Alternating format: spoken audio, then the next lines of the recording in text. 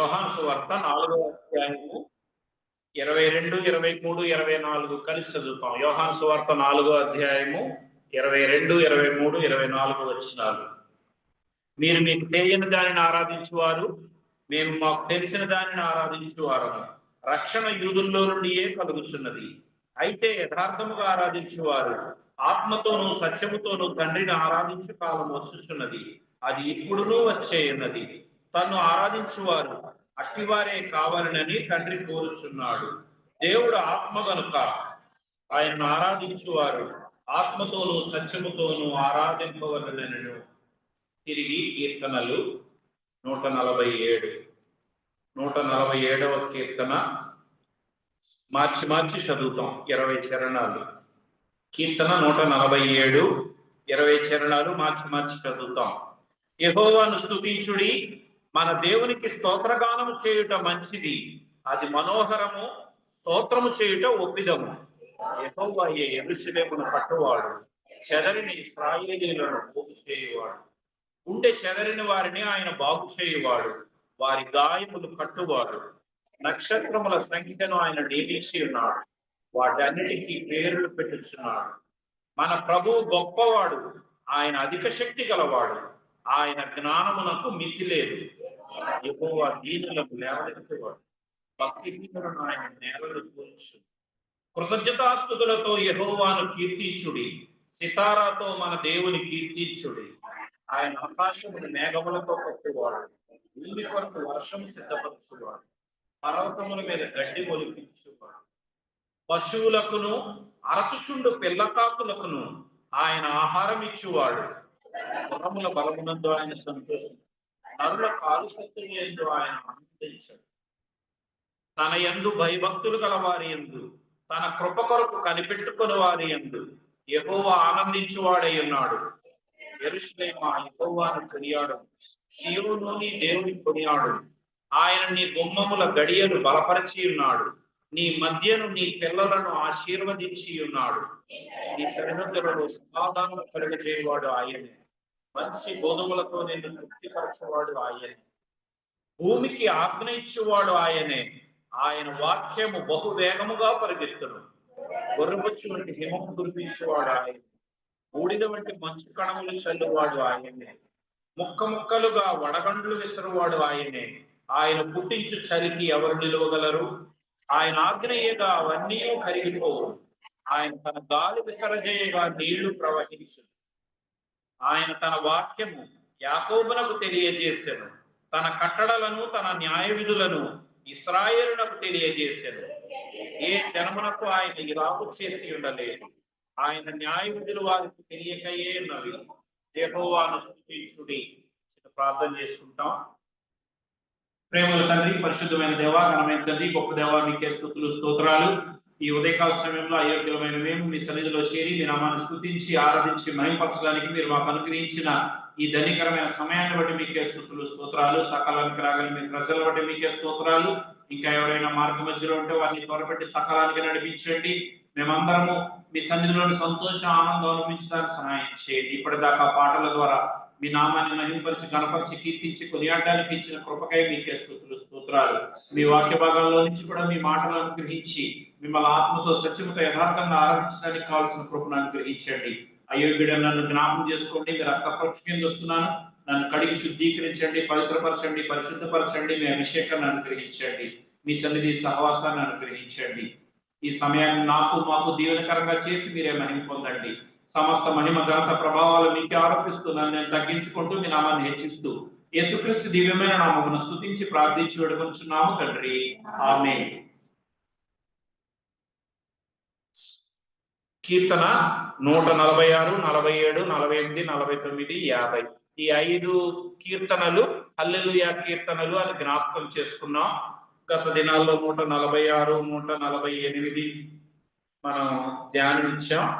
ఈ సమయంలో 147వ కీర్తనను జ్ఞాపకం చేసుకుంటున్నాం. ఈ 5 కీర్తనలకు ప్రత్యేకత ఏంటి అంటే, మొదటి చరణం చివరి చరణం, లేకపోతే మొదటి వచనం చివరి చరణం ప్రభువుని యెహోవాను స్తుతించుడి అని మొదలై యెహోవాను స్తుతించుడి దానితో అది ముగుస్తుంది అని మనం జ్ఞాపకం చేసుకున్నాం. హల్లెలూయా అంటే హల్లేల్ అంటే ఏంటి అంటే స్తుతించండి. యా అంటే యావే దేవుడు, అంటే యెహోవా దేవుడు, యెహోవా దేవుని స్తుతించండి అని మనం జ్ఞాపకం చేసుకున్నాం. కాబట్టి దేవుని స్తుతించుట, మనం ఇప్పుడు పాడిన 2 పాటల్లో యెహోవాను స్తుతించుట మంచిది, బహు మంచిది అనే పాటలు పాడాం. కాబట్టి మన జీవితంలో అనేక మంది భక్తులు తెలియజేసిన సందర్భాలు కానీ, లేకపోతే దేవుని వాక్యంలో ఉన్న సంగతులు కానీ ఏంటి అంటే, ఒక క్రైస్తవ జీవితం లేక ఒక విశ్వాస జీవితంలోని శ్రేష్టమైన ఆ మరి విషయం ఏదన్నా ఉంది అని అంటే అది ప్రభువును స్తుతించుట, ఆరాధించుట, మహిమపరచుట, కీర్తించుట. అది మాత్రమే అన్నిటిలోకి శ్రేష్టమైనది, మంచిది, బహు మంచిది అని మనకి జ్ఞాపకం చేయబడుతుంది. అందుకనే మనం 148లో జ్ఞాపకం చేసుకున్నాం. అక్కడ స్తుతించుడి అనే మాట 14 వచనాల్లో 13 సార్లు వ్రాయబడింది, 13 సార్లు జ్ఞాపకం చేయబడింది.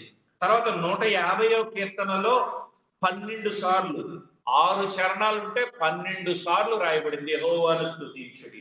అది బైబిల్లో ప్రతి అధ్యాయంలో కూడా ఒక మాట రిపీటెడ్ గా వస్తుంది అని అంటే దానికి చాలా ప్రాముఖ్యత ఉంది అనేది మనకి జ్ఞాపకం చేయబడుతుంది. అది సో అధ్యాయాలు అన్ని సార్లు ఎందుకు రాయబడింది అంటే దేవుని స్తుతించుట అంత ఉత్తమమైంది, మంచిది.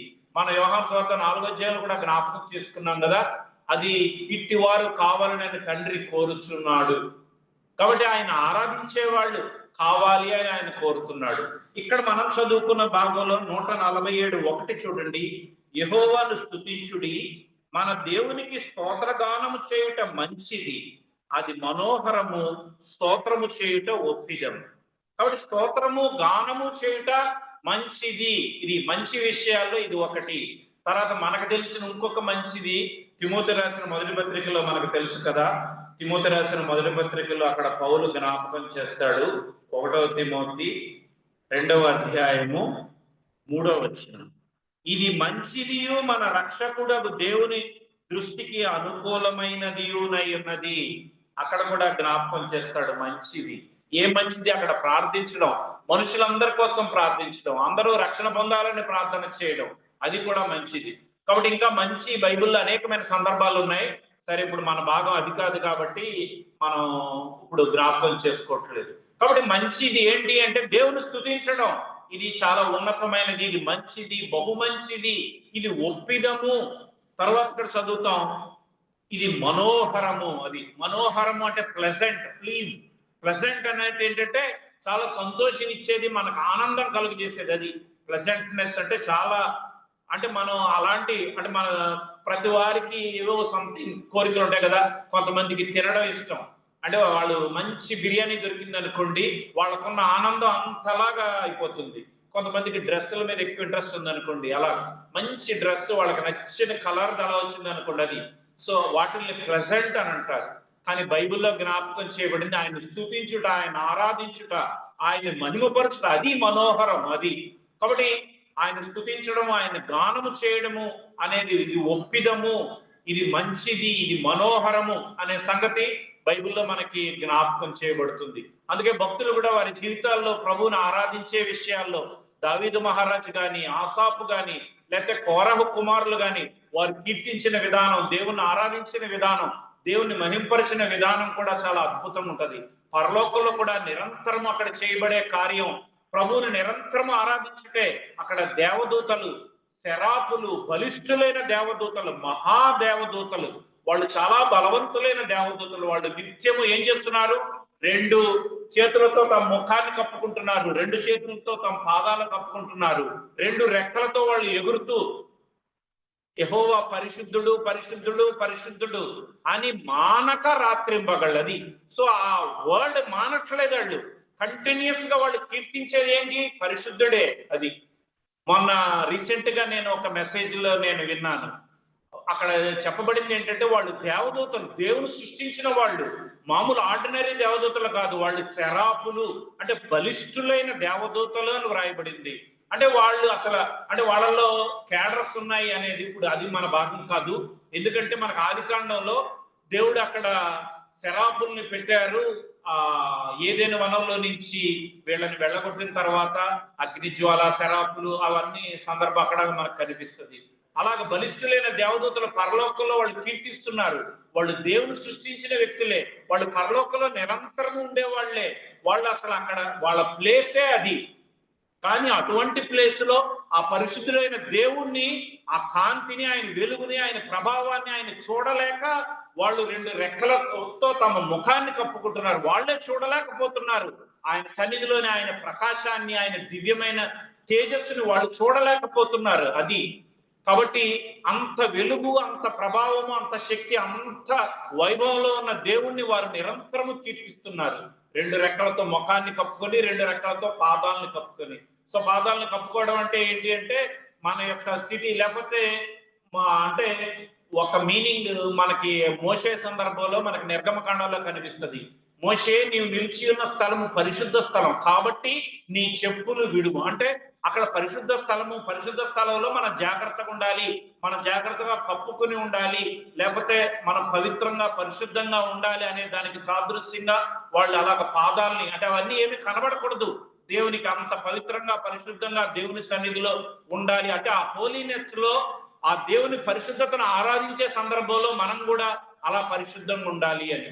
తర్వాత మనకి తెలిసిన భాగంలోనే ఆదికాండంలో మనం చూస్తాం, యాకోబు తన ఇంటి వారికి చెప్తాడు, మనము దేవుని ఆరాధించడానికి వెళ్తున్నాం, ఇప్పుడు మనం బేతేలుకి వెళ్తున్నాం, లేచి మనం బేతేలుకి వెళ్తాం, కాబట్టి మిమ్మల్ని మీరు శుచిపరచుకోండి, శుభ్రపరచుకోండి, మిమ్మల్ని మీరు పవిత్రపరచుకోండి, మీ విగ్రహాలను తీసేయండి, మీ యొక్క వస్తువులను లేకపోతే మీ ఆభరణాలను తీసివేయండి, వీటన్నిటిని తీసివేసి మిమ్మల్ని మీరు పరిశుద్ధపరచుకొని పవిత్రపరచుకొని ఇప్పుడు మనం దేవుని ఆరాధించడానికి వెళ్తాం. మనం ఇప్పుడు బేతేలుకి వెళ్తున్నాం, దేవుని ఆరాధించడానికి, దేవుని సన్నిధిలోనికి వెళ్తున్నాం, కాబట్టి అలా పరిశుద్ధంగా మనం దేవుని సన్నిధిలో కనిపించాలి అనేది అక్కడ జ్ఞాపకం చేయబడుతుంది. అవన్నీ మన సందర్భాలు కాదు కాబట్టి రెఫరెన్స్ లోకి వెళ్ళడం లేదు.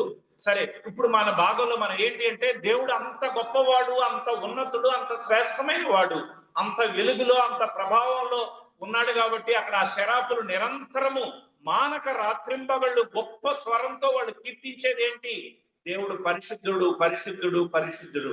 మనం ప్రకటన గ్రంథంలో కూడా చూస్తే 4వ అధ్యాయం 5వ అధ్యాయంలో అక్కడ ఏం జ్ఞాపకం చేయబడుతుంది? వాళ్ళందరూ వాళ్ళకి సింహాసనాలు వేయబడింది, 12, 12, 24 చైర్స్. ఎందుకు వేయబడింది? వాళ్ళని కూర్చోమని వాళ్ళకి కిరీటాలు పెట్టి అలా ఉంచారు. కానీ వాళ్ళు ఏం చేస్తున్నారు? వాళ్ళ కిరీటాలన్నిటిని తీసివేసి ఆ దేవుని ఎదుట, ఆయన సింహాసనం ఎదుట పడవేసి సాష్టాంగ నమస్కారం చేసి, దేవా నీవే మహిమ, ఘనత, ప్రభావము, శక్తి, ఐశ్వర్యం, బలము అన్ని ఇవన్నీ పొందడానికి నీవే అర్హుడవు. నువ్వు మాకు ఈ కిరీటాలు ఇచ్చినా, ఈ ఘనత ఇచ్చినా, మాకు ఈ సీట్స్ ఇచ్చినా, వీటన్నిటికీ వీఆర్ నాట్ ఎలిజిబుల్. అది సో మేము దీనికి అర్హులం కాదు, మేము దీనికి యోగ్యులము కాదు, నీవే యోగ్యుడవు, నీవే అర్హుడవు. అది ఆరాధన అంటే ఏంటంటే దీనంతటికి కారణము నీవే, అది మనం చెప్పడం. అంటే నువ్వు మాకు ఇచ్చిన ఈ రక్షణకు నీవే కారణం, అది దీనికి నీవే కారణభూతుడవు, నువ్వు మాకు ఇచ్చిన ఈ స్థితి. అది అందుకే పౌలు అంటాడు, మన ఉనికి, మన ఎగ్జిస్టెన్స్, మనం ఇలా ఉన్నాము, మనం ఇలా చలించుచున్నాము, ఆయనను బట్టియే మనము చలించుచున్నాము, ఉనికి కలిగి ఉన్నాము, బ్రతుకుచున్నాము. అంటే దాని బెస్ట్ ఎగ్జాంపుల్ చేప సముద్రంలో చలిస్తూ బ్రతుకుతూ జీవిస్తూ అలా మంచినీటిలో అలా బ్రతుకుతూ జీవిస్తూ ఉంటది. అది మంచినీరైనా సముద్రం నీరైనా. అది అంటే ఏంటి? మనం ఈ లోకంలో జీవిస్తున్నాం, బ్రతుకుతున్నాం, ఇలాగ మన ఎగ్జిస్టెన్స్, మన అడ్రస్, మన కేర్ ఆఫ్ ఇలా ఉంది అంటే కేవలం ఆయనే, ఆయన కృపను బట్టియే. అది కాబట్టి ఆయన కృపను బట్టే మనం ఇలాగ ఉన్నాము. అది సో అది జ్ఞాపకం చేసుకుని ఆయన ఆరాధించాలి అనే సంగతి. సరే, ఇప్పుడు మనం చూస్తే ఈ 147వ కీర్తనలో 20 చరణాలు ఉన్నాయి. వీటిని ఇంగ్లీష్ బైబిల్ ప్రకారం 3 భాగాల కింద చేశారు. 1 నుంచి 6 వచనాలు ఒక భాగము, 7 నుంచి 12, 7 నుంచి 11 దాకా రెండోది, 12 నుంచి 20 దాకా మూడోది. అది 3 భాగాల కింద వీటిని చేశారు. సో ఆ సంగతులు మనం క్లుప్తంగా మనం జ్ఞాపకం చేసుకుని ప్రభువుని ఆరాధిస్తాం. ఇప్పుడు 1 నుంచి 6 చరణాల్లో మొట్టమొదటి వచనం జ్ఞాపకం చేసుకున్నాం. యెహోవాను స్తుతించండి, మన దేవునికి స్తోత్రగానము చేయుట మంచిది, అది మనోహరము, స్తోత్రము చేయుట ఒప్పిదము. అది కాబట్టి ఆయన్ని కీర్తించడం, స్తోత్రం చేయడం, ఆయన మహిమపరచడం అనేది ఇది మంచిది, ఇది ఒప్పిదము అనేది జ్ఞాపకం చేయబడుతుంది. కాబట్టి అన్ని పరిస్థితుల్లో మనం ఆయన్ని స్తుతించాలి అనేది జ్ఞాపకం చేయబడుతుంది. ఇప్పుడు మనం చూస్తే 2, 3 చరణాలు చూడండి. యెహోవాయే యెరూషలేమును కట్టువాడు, చెదరిన ఇశ్రాయేలీయులను పోగు చేయువాడు, గుండె చెదరిన వారిని ఆయన బాగు చేయువాడు, వారి గాయములు కట్టువాడు. ఇక్కడ జ్ఞాపకం చేయబడుతుంది. ఇది ఇశ్రాయేలీల కీర్తన కాబట్టి ఇశ్రాయేలీలకు సంబంధించిన సంగతులు ఇక్కడ జ్ఞాపకం చేయబడుతున్నాయి. యెరూషలేమును కట్టువాడు యెహోవాయే అనే సంగతి ఇక్కడ జ్ఞాపకం చేయబడింది. అంటే యెరూషలేము కూల్చివేయబడింది, కాల్చివేయబడింది, యెరూషలేముకి నష్టం జరిగింది. సో అనేక మంది రాజులు దాని మీద దండెత్తి ఇశ్రాయేలు చేసిన పాప కారణాన్ని బట్టి దేవుడు యెరూషలేముని అది పాడవడానికి అనుమతించాడు. అనేక మంది రాజులు, అష్షూరీలేమి, లేకపోతే ఎవరు నెబుకద్నెజర్ మహారాజు అయితేనేమి, లేకపోతే అలెగ్జాండర్ అయితేనేమి, ఇలాగా అనేక మంది వారి మీదకి దండెత్తి మరి యెరూషలేమును బొత్తిగా పాడు చేసి, నాశనం చేసి, దాని గోడలు కూల్చివేసి, యెరూషలేం మందిరాన్ని పాడు చేసి, ఇశ్రాయేలీల్ని చెరగా తీసుకొని పోయి మరి అన్య దేశాలకి చెరగా కొనిపోయిన సందర్భాలు ఇవన్నీ జ్ఞాపకం చేయబడుతున్నాయి. సో ఇటువంటి సిచ్యువేషన్స్ లో అంటే వాళ్ళ యొక్క నిరాశ, నిస్పృహ, అటువంటి పరిస్థితుల్లో అక్కడ జ్ఞాపకం చేయబడుతుంది. ఏంటి? యెహోవాయే యెరూషలేమును కట్టువాడు, చెదరిన ఇశ్రాయేలీయులను పోగు చేయువాడు, గుండె చెదరిన వారిని ఆయన బాగు చేయువాడు. 3 సంగతులు. అంటే ఇక్కడ 3 రకాలైన కార్యాలు, అంటే దేవుడు చేసే కార్యాలు ఇక్కడ మనకి జ్ఞాపకం చేయబడుతుంది. యెరూషలేమును కట్టువాడు అంటే ఆయన కన్స్ట్రక్టింగ్ వర్క్, అంటే భౌతిక సంబంధమైనది. లేకపోతే యెరూషలేము పట్టణము, వారి దేశంలో వారి పట్టణం, వారి గోడలు ఇవన్నీ కూల్చివేయబడ్డాయి. యెరూషలేము బొత్తిగా నాశనం చేయబడింది. సో అంటే కన్స్ట్రక్టివ్ వర్క్, అంటే ఆయన యెరూషలేమును కట్టే పరిస్థితి ఆయనే చేస్తున్నాడు. యెరూషలేమును కట్టేవాడు అంటే భౌతిక సంబంధమైన కార్యము, అది జ్ఞాపకం చేయబడుతుంది. రెండోది, ఇశ్రాయేలీలందరూ చెదరగొట్టబడ్డారు, అన్య దేశాల్లోనికి బానిసలుగా పోయారు. మనకు తెలుసు కదా ఒక సందర్భం ఏంటి అని అంటే, మనకు బైబిల్లో రాయబడినట్లు ప్రకారం వీళ్ళందరూ బానిసలుగా వెళ్ళిపోయారు కదా. మనకు బాగా తెలిసినవి షడ్రకు, మేషాకు, అబేద్నెగో, దానియేలు వీరందరూ బబులోను దేశానికి బానిసలుగా వెళ్ళిపోయిన సందర్భం. తర్వాత మనం రాజుల గ్రంథంలో చూస్తే అక్కడ నయమాను ఇంటిలో ఉన్న ఒక చిన్నది, సో ఆమె కూడా ఒక బానిసగా వారికి వెళ్ళిపోయిన పరిస్థితి. ఇలాంటి అనేకమైన మనం చూస్తే బైబిల్లో అనేకమైన సందర్భాలు ఉన్నాయి. సో వీళ్ళందరూ అనేక దేశాలకి చెదిరిపోయారు, బానిసలుగా వెళ్ళిపోయారు, ఇలాగ వెళ్ళిపోయిన పరిస్థితి. సో రెండోదిగా ఆయన ఏం చేస్తున్నాడంటే, చెదరిన ఇశ్రాయేలీని, అంటే ఎటువంటి అటువైపు బానిసలుగా చెదిరిపోయిన వారందరినీ మరలా పోగు చేసి యెరూషలేమునకు వారి యొక్క ఒరిజినల్ ప్లేస్ కి తీసుకొచ్చేవాడు ఆయనే. కట్టేవాడు ఆయనే, ఇశ్రాయేలీని పోగు చేసేవాడు ఆయనే. మూడో సంగతి, గుండె చెదరిన వారిని ఆయన బాగు చేయువాడు, వారి గాయములు కట్టువాడు. ఈ మూడవ సంగతిలో 2 మీనింగ్స్ ఉన్నాయి. ఒకటి భౌతిక సంబంధం, రెండోది ఆత్మ సంబంధం. గుండె చెదిరిన వారిని బాగు చేయడము అంటే ఏంటంటే, మామూలుగా అంటే ఇన్ హెల్త్, అంటే ఆరోగ్యం బాగులేని పరిస్థితులు, అంటే గుండె ఇప్పుడు హార్ట్ అటాక్, లేకపోతే ఇలా అంట గుండెకు సంబంధించిన వ్యాధులు, వీటితో open heart surgery, bypass surgery, ఇలా రకరకాల ఉంటాయి కదా. సో ఆ మీనింగ్ ఒకటి వస్తుంది, అంటే భౌతికంగా గుండెకి జరిగిన నష్టము అనేది శరీర సంబంధంగా. రెండోది ఆత్మ సంబంధంగా, అంటే వీళ్ళు క్షీణించిపోయినారు, వాళ్ళు డెస్పరేట్ అంటారు. అంటే వాళ్ళ దేశం పాడైపోయింది, అన్ని రాజులందరూ వారి మీదకి వచ్చి వారికి నష్టాన్ని కలుగజేశారు. వాళ్ళ యొక్క యెరూషలేము అంతా కూల్చివేయబడింది. యెరూషలేము మహారాజు పట్టణము అని వ్రాయబడుతుంది. అది సమాధాన పురము అని జ్ఞాపకం చేయబడింది. అది ఉన్నతమై అందరికీ ఎంతో వైభవంగా ఉన్న మహారాజు పట్టణం. సో అటువంటి ఉన్నతమైన ఆ పట్టణాన్ని పాడు చేయబడింది, నాశనం చేయబడింది. తర్వాత ఇశ్రాయేలీయులందరూ చెదరగొట్టబడ్డారు. కాబట్టి వాళ్ళ యొక్క హృదయం అంతా ఎలా ఉంటది?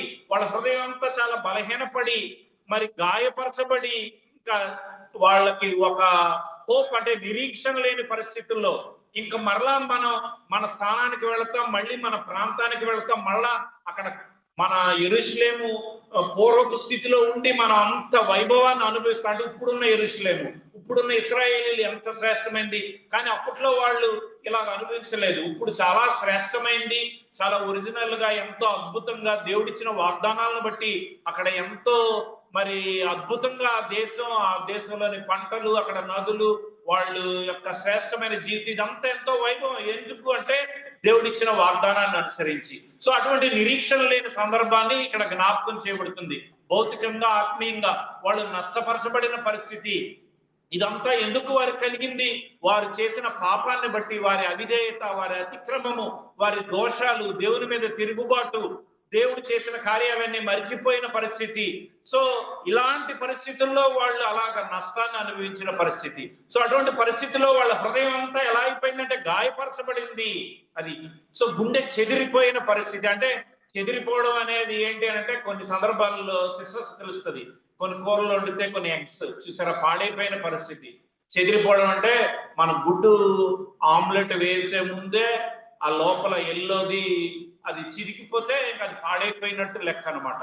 అంటే మనం అది ప్యానంలో వేసేటప్పుడు అలా పడి చిరిగితే వేరు, లోపల మనం జస్ట్ అలా పెంకు తీసినప్పుడే అది లోపల అది విడిపోయినట్టు లిక్విడ్ గా అయిపోతే అది చెడిపోయినట్టు అనమాట. అది చెదిరిపోవడం అని అంటే ఏంటంటే విడిపోయి ఇంకా అసలు దాన్ని ఎక్స్ప్రెస్ చేయడం ఏంటంటే ఇంకా దాన్ని ఒక ఫామ్ లోకి తీసుకురావడం అనేది కష్టము. అంటే దాన్ని మళ్ళా నిర్మించడము మరలా బాగు చేయడం అనేది అసాధ్యము అనేది మనకు అక్కడ మీనింగ్ అర్థమవుతుంది. చెదిరిపోవుట అనే పరిస్థితి. అది గుండె చెదిరిన వారు అంటే ఏంటంటే ఇంకా దాన్ని బాగు చేయడం అసాధ్యము అనేది.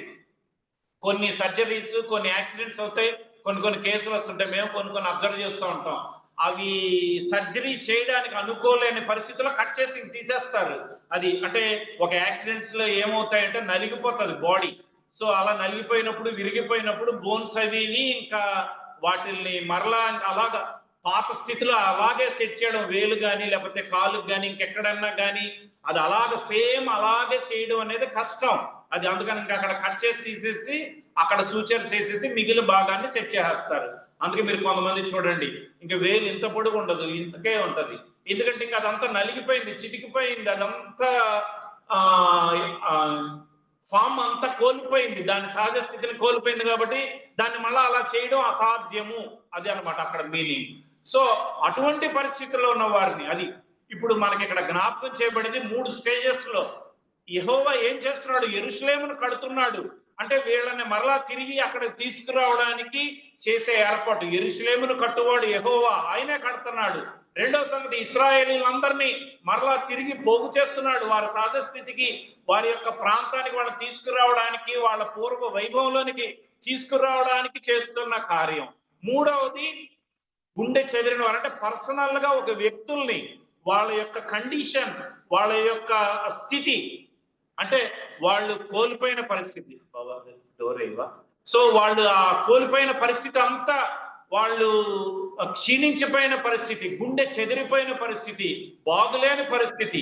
సో అటువంటి పరిస్థితుల్లో వారి గాయాల్ని కట్టి వాళ్ళని సరిచేసి మళ్ళా పూర్వపు స్థితిని తీసుకురావడానికి అంటే ఆత్మీయంగాను భౌతికంగాను 2 స్థితుల్లోనూ వారిని మరలా మంచిగా వారిని తీసుకురావడానికి కోల్పోయినదంతా తిరిగి సమకూర్చడానికి సమర్థుడు అనే సంగతి ఇక్కడ జ్ఞాపకం చేయబడుతుంది. ఇశ్రాయేలీల విషయంలో యెహోవాయే యెరూషలేమును కట్టువాడు, చెదరిన ఇశ్రాయేలీలను పోగు చేయువాడు, గుండె చెదరిని వారిని ఆయన బాగు చేయువాడు, వారి గాయములు కట్టువాడు.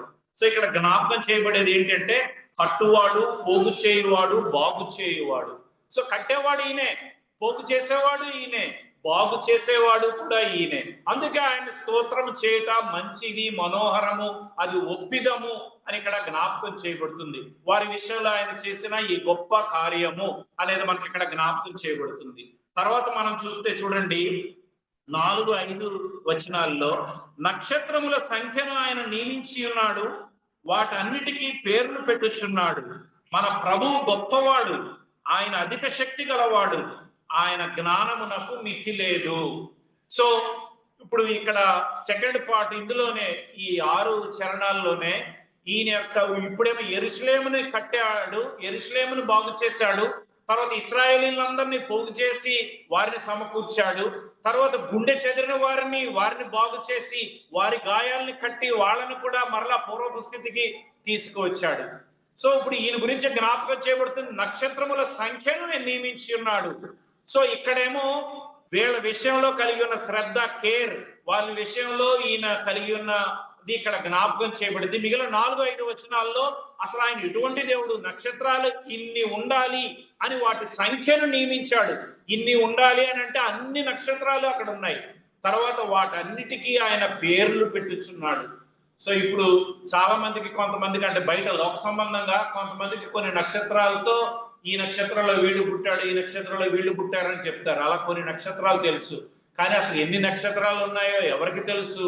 మామూలుగా సైన్స్ ప్రకారం అంటారు, అసలు ఖగోళంలో ఎన్ని నక్షత్రాలు ఉన్నాయో వాటికి కౌంట్ ఎవరికి తెలియదు అని అంటారు. సో ఎన్ని ఉన్నాయో, ఎన్ని నియమించాలో అన్ని వాటిని కౌంట్ ఆయనకి తెలుసు, వాటి పేర్లు కూడా ఆయనకి తెలుసు. అది అంటే దాన్ని బట్టి అది మనకి ఏమర్థమవుతుందంటే ఆయన ప్రతి విషయంలో అంత పర్టికులర్ గా స్పెసిఫిక్ గా ఉన్నాడు. అంటే ప్రతి వారి విషయంలో చూసారా ఇన్ని కౌంట్, అంటే ఫర్ ఎగ్జాంపుల్ ఒక 10,000 అని అనుకోండి, కాదు ఇంకా ఎక్కువ ఉన్నాయి. సో అన్ని ఆయనకి కౌంట్ తెలుసు. రెండవది ప్రతి దాని పేరు కూడా తెలుసు. అది సో అది మనకి ఏం జ్ఞాపకం చేస్తుందంటే ఆయన స్పెసిఫిక్ గా పర్టికులర్ గా ఆ నంబర్, ఆ నేమ్, సో అంటే అంత కేర్ఫుల్ గా ఆయన ఉన్నాడు. అది మనకి యోహాను సువార్త 10వ అధ్యాయంలో జ్ఞాపకం చేయబడుతుంది. ఆయన గొర్రెలన్నిటిని ఆ దొడ్డలోకి చేర్చి ప్రతి దానిని పేరు పెట్టి పిలుచుచున్నాడు, నడిపించుచున్నాడు, వాటిని లోపలికి తీసుకొస్తున్నాడు, బయటకు తీసుకువెళ్తున్నాడు, మేత మేయిస్తున్నాడు, వాటిని ప్రొటెక్ట్ చేస్తున్నాడు, ఆ దొడ్డెలో ఉంచుతున్నాడు, వాటిని పచ్చిక గల చోట్లకి తీసుకెళ్తున్నాడు, శాంతికరమైన జలాల యొద్ద పరుండ పెడుతున్నాడు, పచ్చిక గల చోట్ల పరుండ చేయించున్నాడు. దాని మీనింగ్ చాలా ఎక్సలెంట్ గా ఉంటది. అసలు మామూలుగా గ్రాస్ ఉండదు, పచ్చిక ఉండదు. అలాంటి పచ్చిక కోసం వీళ్ళు ఎక్కడికెక్కడికో తోలుకు వెళ్తారు. అలాంటిది ఆ గొర్రెలు పచ్చిక గల చోట్ల పరుంటున్నాయి. అంటే మంచి క్వశ్చన్ లాగా వాటిల మీద పరుంటున్నాయి. అంటే ఎక్సెస్, అంటే చాలా ఎక్కువగా ఉంది పచ్చిక. అవి తినగా ఇంకా మిగిలింది. ఆ పచ్చికలు ఇంకా వారి పరుండడానికి కూడా అంత సమృద్ధి ఉంది. శాంతికరమైన జలాల యొద్ద నడిపిస్తున్నాడు, వాటిని పేరు పెట్టి పిలుస్తున్నాడు, ప్రతి దానిని వాటిని నడిపిస్తున్నాడు. సో ఆయన దొంగ కాపరిగా కాకుండా మంచి కాపరిగా వాటిని నడిపిస్తూ కాపాడుతూ సింహము నుంచి, తోడేళ్ళ నుంచి రక్షించేవాడు. దుడ్డుకర్ర, దండము ఆయన చేతిలో ఉంది. వీటిల్ని క్రమపరచడానికి దండం వాడుతున్నాడు. శత్రువు వస్తే దుడ్డుకర్రతో శత్రువుని నుంచి కాపాడుతున్నాడు. సో యోహాను సువార్త 10వ అధ్యాయంలో ఆయన చూపించే ప్రేమ, ఆయన స్పెసిఫిక్ గా ఆయన కలిగి ఉన్న ఆయన యొక్క కేర్ టేకింగ్, అది ఆయన ఎంత లక్ష్యం ఉంచాడు, ఎంత శ్రద్ధ కలిగి ఉన్నాడు, ఆయన గొర్రెల విషయంలో ఎంత ఎఫెక్షనేట్ గా ఉన్నాడు అనే సంగతి అక్కడ అర్థమవుతుంది. తర్వాత అంటాడు, మీరు నా చేతిలో ఉన్నారు, నా తండ్రి చేతిలో ఉన్నారు. అది అంటే డబుల్ ఫోల్డ్, 2 రకాలుగా ప్రొటెక్షన్, అంటే 2 విధాలుగా వాళ్ళు ఎలా కాపాడబడుతున్నారు అనే సంగతి జ్ఞాపకం చేయబడుతుంది. తర్వాత నేను గొర్రెలకు మంచి కాపరిని, మంచి కాపరి గొర్రెల కొరకు ప్రాణము పెట్టును. సో అంటే ఆయన ఆ గొర్రెల విషయంలో కలిగి ఉన్న అంత శ్రద్ధ అనేది జ్ఞాపకం చేయబడుతుంది. సో ఇక్కడ కూడా మనకి జ్ఞాపకం చేయబడే సంగతి ఏంటి? ఆయన నక్షత్రాల సంఖ్యను నియమించాడు, ఆర్డర్. సో ఇన్ని ఉండాలి అంటే అన్ని ఉన్నాయి, వాటన్నిటికీ ఆయన పేర్లు పెట్టుచున్నాడు. అంటే అంత గొప్పవాడు. అందుకే అక్కడ రాయబడింది, మన ప్రభువు గొప్పవాడు, ఆయన అధిక శక్తి గలవాడు, ఆయన జ్ఞానానికి మితి లేదు, లిమిట్ లేదు, అన్లిమిటెడ్. సో ఆయన నాలెడ్జ్, ఆయన జ్ఞానం అది మితి లేనిది, అనంతమైనది, అనంత జ్ఞానియగు దేవుడు అని మనకి అనేక సందర్భాల్లో బైబిల్లో జ్ఞాపకం చేయబడుతుంది. సో ఆయన జ్ఞానానికి మితి లేదు, ఎంత అని చెప్పడానికి లేదు. ఆయన అంత గొప్పవాడు, అంత శక్తి గలవాడు, అంత ఉన్నతమైన వాడు. ఆయన మహాప్రభావంలో ఆయన నిరంతరము స్తుతి నొందదగిన వాడు. అటువంటి గొప్ప దేవుడు ఏం చేస్తున్నాడు? యెరూషలేమును కడుతున్నాడు. మొదటి సంగతి అంటే వాళ్ళకి కావాల్సినవి అన్ని, అంటే వాళ్ళకి నివాసాన్ని ఏర్పాటు చేశాడు. ఫస్ట్ ఆఫ్ ఆల్ అది వాళ్ళకి కోట, గోడలు, అవి ఇవి, వాళ్ళకి ఇండ్లు, అవన్నీ యెరూషలేముని చాలా అద్భుతంగా కడుతున్నాడు. రెండవది, చెదిరిపోయిన ఇశ్రాయేలీయులందరినీ మరలా తిరిగి పోగు చేస్తున్నాడు. వాళ్ళందరినీ వారి స్థానంలో, అంటే వాళ్ళు కోల్పోయింది అంతే కదా, ఎవరైనా వాళ్ళు కోల్పోయింది మళ్ళా వాళ్ళకి ఇస్తే ఎంతో సంతోషం. వాళ్ళ కూలిపోయిన ఇల్లు మళ్ళీ కట్టించడం. కానీ చాలా మంది అంటారు కదా, మా తాతలదండి, మా తండ్రులదండి, ఇదండి, స్థలమే ఉంది, ఇంకేమీ లేదని. అంటే వాళ్ళ ఒరిజినల్ ప్లేస్ ని మళ్ళీ వాళ్ళకి ఇవ్వడం అనేది ఎంతో సంతోషం కదా అది. సో అంటే వాళ్ళకి సంతోషము, ఆనందం కలుగు చేయడానికి ఆయన చేసే కార్యాలు అనేది మనకి ఇక్కడ జ్ఞాపకం చేయబడుతుంది. యెరూషలేముని కట్టేవాడు ఆయనే, ఇశ్రాయేలుని తిరిగి పోగు చేసేవాడు ఆయనే. మూడో సంగతి, గుండె చెదిరిన వారిని, గాయములైన వారిని బాగు చేయవాడు, కట్టువాడు ఆయనే. వారి గాయాలను కడుతున్నాడు, వారి గాయాలను మాన్పుతున్నాడు. సో వారి యొక్క ఆ చెదిరిపోయిన పరిస్థితిని మరలా బాగు చేస్తున్నాడు. అది అందుకే మనం మత్తయి సువార్త, లూకా సువార్తలో చూస్తాం కదా, ఈయన సమస్తమును బాగుగా చేయువాడు. సో ఆయన ఎవ్రీథింగ్, ప్రతి దానిని, చెడిపోయిన దానిని బాగు చేసేవాడు. బాగు చేయడం అంటే రెండు మీనింగ్స్ వస్తాయి. హెల్త్, ఆరోగ్యం పాడైపోతే బాగుపడడం, అది చెడిపోయిన దాన్ని రిపేర్ చేస్తూ ఉంటాం కదా, దాన్ని బాగు చేయడం. అది అంటే మన చెడిపోయిన పరిస్థితి, పాడైపోయిన పరిస్థితి ఎవరు బాగు చేయలేము. కొన్ని అంటారు ఇంకంటే ఇది పనికిరాదండి, ఏం చేసినా ఇంక ఇది బాగవదు అది చెప్తారు. కొన్ని ఇన్స్ట్రుమెంట్స్, కొన్ని వస్తువుల్ని ఇంక ఇది రిపేర్ చేయడం వేస్ట్ అండి, అనవసరం, దీనికి పెట్టే ఖర్చు ఒరిజినల్ వచ్చేస్తుంది, ఆ టైప్ లో చెప్తారు. అది ఇంక దాన్ని బాగు చేయడం ఎవరి వల్ల కాదు. అది సో ఈ రెండు మీనింగ్స్ వస్తాయి, వస్తువులకు కానీ లేకపోతే ఆరోగ్యం విషయంలో కానీ, బాగు చేయుట.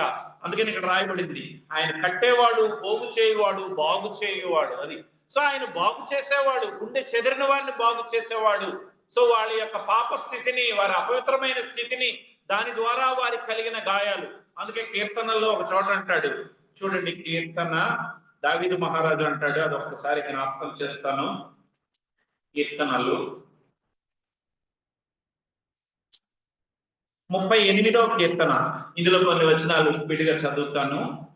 కీర్తన 38 3వ వచనం నుంచి, నీ కోపాగ్ని వలన ఆరోగ్యం నా శరీరమును విడిచిపోయాను, నా పాపమును బట్టి నా ఎముకలలో స్వస్థత లేదు, నా దోషములు నా తల మీదుగా పొర్లిపోయినవి, నేను మోయలేని బరువు వలె అవి నా మీద మోపబడి ఉన్నది, నా మూర్ఖత వల్ల కలిగిన నా గాయములు దుర్వాసన గలవై శ్రమించుచున్నవి, నేను శ్రమ చేత మిక్కిలి కుంగి ఉన్నాను, దినమెల్లా దుఃఖాక్రాంతుడనే సంచరించుచున్నాను, నా నడుము తాపముతో నిండి ఉన్నది, నా శరీరములో ఆరోగ్యం లేదు, నేను సొమ్మసిల్లి బాగుగా నలిగి ఉన్నాను, నా మనోవేదనను బట్టి కేకలు వేయుచున్నాను, ప్రభువా నా అభిలాషంతయు నీకే కనబడుచున్నది, నా నిట్టూర్పులు నీకు దాచబడి ఉండలేదు, నా గుండె కొట్టుకొనుచున్నది, నా బలము నన్ను విడిచిపోయాను, నా కనుదృష్టియు తప్పిపోయాను. చూసారా ఇవన్నీ ఎందుకు? ఈయన యొక్క పరిస్థితిని బట్టి. అంటే ఇదంతా ఏంటి అంటే, నేను ఫిజికల్ గా చాలా ఇంత దయనీయమైన స్థితిలో ఉన్నాను. అది అంటే పాపాన్ని బట్టి, లేకపోతే తన యొక్క అంటే దీని ఇన్నర్ మీనింగ్ పాపాన్ని బట్టే, తను చేసిన పాపము, అవిధేయత, బుద్ధిహీనత, అతిక్రమం, దోషాలను బట్టే ఇదంతా ఈ కండిషన్ వచ్చింది అని యెషయా గ్రంథంలో కూడా చూస్తాం కదా. మరి అరికాలు మొదలుకొని నడినెత్తి వరకు స్వస్థత కొంచెమైనను లేదు, గాయములు, పచ్చిపుండ్లు, అవి కట్టబడలేదు, అవి తైలముతో మెత్తన చేయబడలేదు, పిండబడలేదు, ఇలాగా అంటే దానికి ఏమి చేయబడలేదు, అవి హీల్ అవడానికి, స్వస్థపరచబడడానికి ఏ కార్యం చేయబడలేదు, ఎన్ని చేసినా అవి స్వస్థత కలుగదు అనే సంగతి అక్కడ జ్ఞాపకం చేయబడుతుంది. సో ఇటువంటి కండిషన్స్ లో ఆయన ఏం చేస్తున్నాడు? గుండె చెదరిన వారిని ఆయన బాగు చేయువాడు, వారి గాయములు కట్టువాడు. ఈ కట్టేవాడు ఎటువంటి వాడు? ఆయన గొప్పవాడు, అధిక శక్తి గలవాడు, ఎంతో జ్ఞానవంతుడు. ఆయన నక్షత్రాల సంఖ్యనే నియమించాడు, వాటన్నిటికీ పేర్లు పెట్టినాడు. అంటే ప్రతి వారికి పేర్లు పెట్టాడు. మన బైబిల్లో కూడా చూస్తాం, చాలా మందికి పేర్లు పెట్టాడు, పేర్లు కూడా మార్చాడు. అబ్రహాము అని మార్చాడు. నువ్వు ఇదివరకు తండ్రిని కనపరిచేవాడు, ఇప్పుడు అలా కాదు, నువ్వు జనములకు తండ్రివి, విశ్వాసులకు తండ్రివి. షారయి, ఇక మీద నీ పేరు షారయి అనబడదు, షారా, ఎందుకంటే నీవు విశ్వాసులకు తల్లివి, జనములకు తల్లివి అనేది, లేక రాజకుమారి అనే పేరు. సో అలాగా అనేక మందికి యాకోబు, నీవు ఇప్పుడు దాకా మోసకరంగా నువ్వు తండ్రిని మోసం చేసావు, అన్నను మోసం చేసావు, మామను మోసం చేసావు, తర్వాత మామ చేతిలో మోసపోయావు, ఇంతమందిని మోసం చేసావు, కానీ ఈ మోస స్థితి నుంచి నేను నిన్ను విడిపిస్తున్నాను. సో ఇక మీదట నీ పేరు యాకోబు అనకూడదు, ఇశ్రాయేలు, అంటే దేవునితో పోరాడువాడవు, అది దేవుని యొక్క సంతానము లేదా ఆశీర్వదించబడిన వాడవు అనేది అక్కడ జ్ఞాపకం చేయబడింది. ఇలాగా అనేక మందికి వారి పేర్లు మార్చి వారు మరి అంటే అది ఏం జ్ఞాపకం చేస్తుందంటే, వారి విషయంలో ఆయన కలిగి ఉన్న శ్రద్ధ, అంటే ప్రతి వారి ఎడల. అంటే ఈ అధ్యాయంలో ఇక్కడ కీర్తనకారుడు జ్ఞాపకం చేసేది ఆయన కన్సర్న్, అంటే ప్రతి వారి విషయంలో ఆయన కలిగిన శ్రద్ధ. ఇశ్రాయేలీయుల విషయంలో వాళ్ళు కోల్పోయి వాళ్ళకు ముందు మరలా నివాసాన్ని ఏర్పాటు చేశాడు, యెరూషలేమును ఏర్పాటు చేశాడు, మళ్ళా వాటి కోటలు, ఆ కోట గోడలు, వాళ్ళ నివాసాలు ఏర్పాటు చేశాడు, వాళ్ళందరినీ పోగు చేసి తీసుకొచ్చాడు, వాళ్ళ గుండె చెదిరిపోయిన పరిస్థితుల్లో వారిని బాగు చేశాడు, వారికి అయిన గాయాలు, వాళ్ళ డిస్ట్రెస్, వాళ్ళు కృంగిపోయిన పరిస్థితుల్లో నుంచి వారిని లేవనెత్తాడు, మరలా వాళ్ళకి పూర్వ వైభవాన్ని కలుగు చేశాడు. ఎటువంటి వాడు అంటే గొప్పవాడు, శక్తి గలవాడు, అధిక జ్ఞానము కలిగిన వాడు, నక్షత్రాలనే నియమించాడు, నక్షత్రాల సంఖ్యను నియమించాడు, వాటన్నిటికీ పేర్లు పెట్టేవాడు, అంత గొప్ప దేవుడు. అందుకే ఇక్కడ జ్ఞాపకం చేస్తున్నాడు, యెహోవాను స్తుతించటం మంచిది, అది ఒప్పిదం, అది మనోహరము అది. సో అందుకని ఖచ్చితంగా దేవుని స్తుతించాలి. ఇలాంటి కార్యం జరిగితే ఇశ్రాయేలును స్తుతించకుండా ఉండరా? వాళ్ళ జీవితంలో ఇంత అద్భుత కార్యం జరిగితే వాళ్ళు స్తుతించకుండా ఎలా ఉంటారు? సరే, తర్వాత సంగతులు మనకు వస్తే చూడండి. యెహోవా దీనులను లేవనెత్తువాడు, భక్తిహీనులను ఆయన నేల కూర్చును. సో ఆయన ఎవరి మీద ఆయన దృష్టి ఉంది? దీనులను లేవనెత్తువాడు.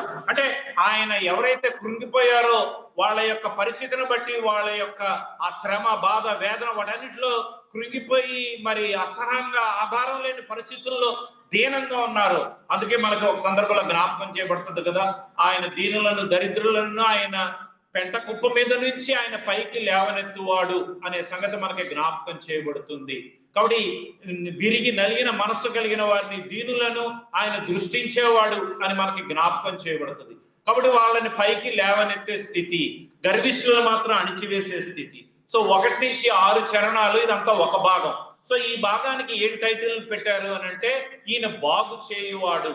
ఈ 6 చరణాలు ఆయన జ్ఞాపకం చేసేది కట్టేవాడు, బాగు చేసేవాడు. సో మొదటి భాగంలో ఆయన బాగు చేయి దేవుడు అని జ్ఞాపకం చేయబడుతుంది. రెండో సంగతి 7 నుంచి 11లో చూడండి. 7 చదువుతున్నా. కృతజ్ఞతాస్తుతులతో యెహోవాను కీర్తించుడి, సితారాతో మన దేవుని కీర్తించుడి. ఈ 3 భాగాలకి ఈ స్పెషల్ గా ఏంటి జ్ఞాపకం చేయబడిందంటే, 1వ వచనంలో స్తుతించుడు అని జ్ఞాపకం చేయబడుతుంది, మరలా 7లో స్తుతించండి అని జ్ఞాపకం చేయబడుతుంది, మరలా 12లో స్తుతించండి అని జ్ఞాపకం చేయబడుతుంది. చూడండి, 7లో కృతజ్ఞతాస్తుతులతో యెహోవాను కీర్తించండి, సితారాతో మన దేవుని కీర్తించండి. 12లో యెరూషలేమా యెహోవాను కొనియాడము, సియోను నీ దేవుని కొనియాడము. సో ఈ 3 భాగాలకి మొదటి వాక్యం లేదా మొదటి చరణం, ఈ 3 భాగాల్లో ఏం జ్ఞాపకం చేయబడుతుందంటే, ఆయన్ని కీర్తించాలి, ఆయన్ని స్తుతించాలి, ఆయన్ని కొనియాడాలి, అది జ్ఞాపకం చేయబడుతుంది ఈ 3 భాగాలకి. సరే, ఇప్పుడు రెండో భాగంలో మనం చూసాం ఏంటి అని అంటే, కృతజ్ఞతాస్తుతులతో యెహోవాని కీర్తించండి, సితారాతో మన దేవుని కీర్తించండి, స్తుతించండి, కీర్తించండి. ఎందుకు? ఆయన యొక్క గొప్పతనం మనం తెలుసుకున్నాం కాబట్టి. మీ యొక్క మరి పాడైపోయిన స్థితి, బాగు చేసిన స్థితి, మీరు కట్టబడిన స్థితి, మరలా పోగు చేయబడిన స్థితి, మీ యొక్క గాయాలు కట్టబడిన స్థితి, మీ హృదయం బాగు చేయబడిన పరిస్థితి. సో దీన్ని బట్టి ఆయన స్తుతించండి, కృతజ్ఞతాస్తుతులు చెల్లించండి, కీర్తించండి. ప్రతి వాటికి పేర్లు పెడుతున్నాడు కాబట్టి, అంటే ఎంత స్పెసిఫిక్ గా ప్రతి వారి విషయంలో ఆయన కన్సర్న్, పట్టింపు కలిగి ఉన్నాడు. సో దాన్ని బట్టి ఆయన స్తుతించాలి అని జ్ఞాపకం చేయబడుతుంది.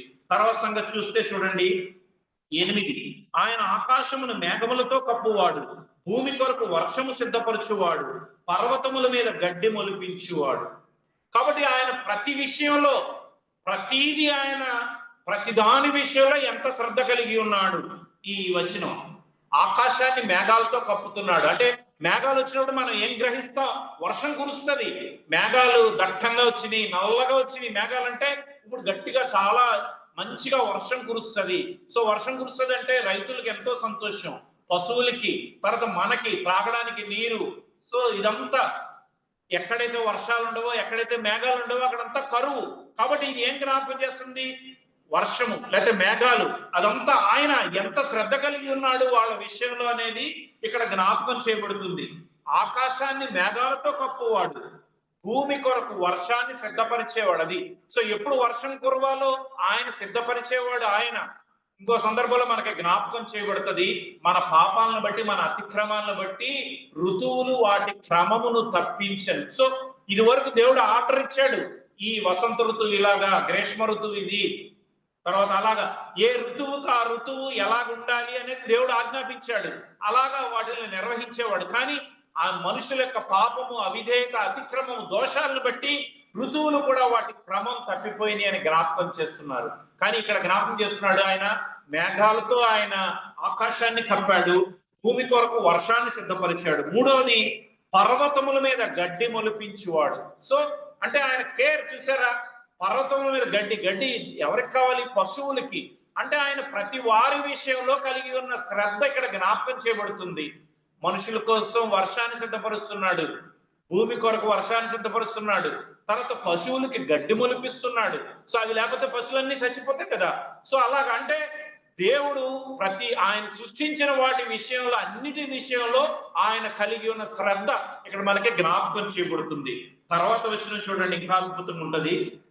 9, పశువులకును అరచుచుండు పిల్ల కాకులకును ఆయన ఆహారం ఇచ్చేవాడు.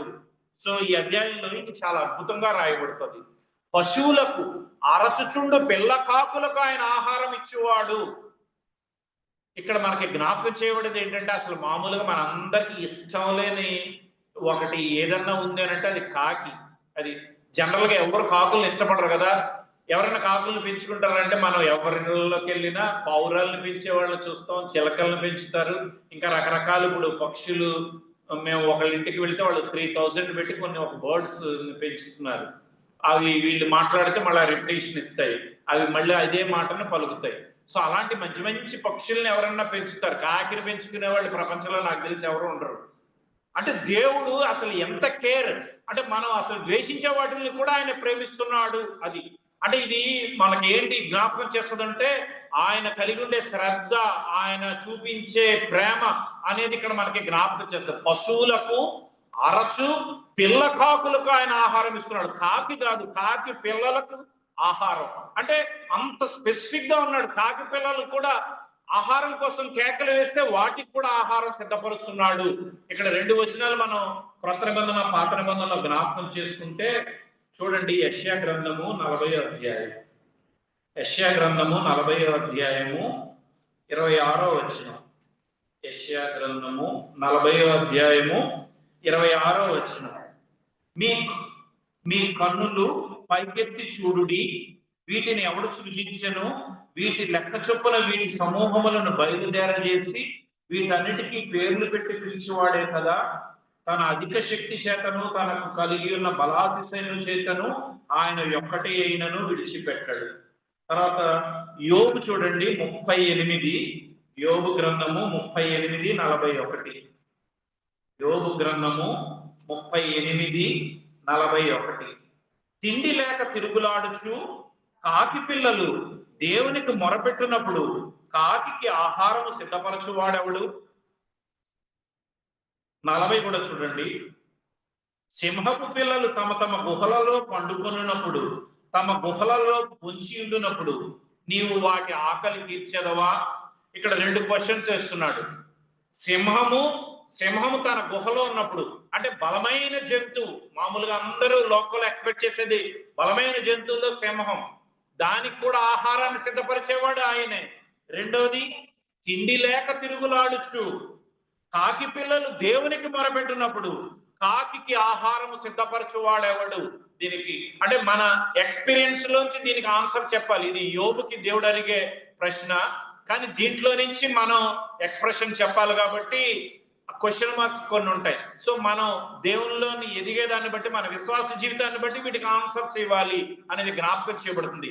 కాకి కూడా ఆహారం కోసం దేవునికి మొరపెడుతుంది. సో వాటి ఆహారం కోసం అవి మొరపెడుతున్నాయి. తిండి లేక తిరుగులాడుతున్నాయి, వాటికి ఆహారం సిద్ధపరచువాడేవాడు.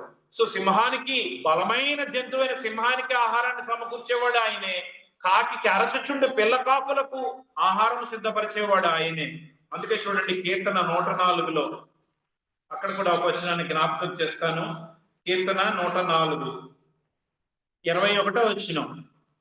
కీర్తన 104:21.